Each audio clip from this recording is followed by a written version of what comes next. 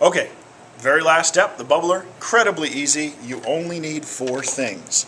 You have the bubbler, the air whisper, I think it's called, I'm not sure, some air tube, a check valve, and then the air stone. And if you can tell from this one, we're going to try to get it to work. We had it laying out, a kid went to sharpen his pencil, and it took a hit.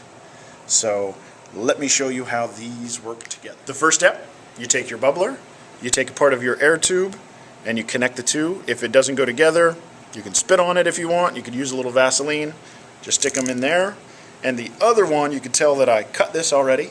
The other end, you're going to have a check valve. Yours might be clear. Mine is black.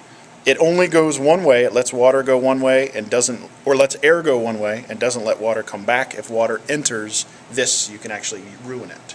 So if you put it in the wrong way, just flip it around. It won't work, so you just flip it around. No big. Next, you attach the other side of the air tube to your check valve, and that runs to your air stone.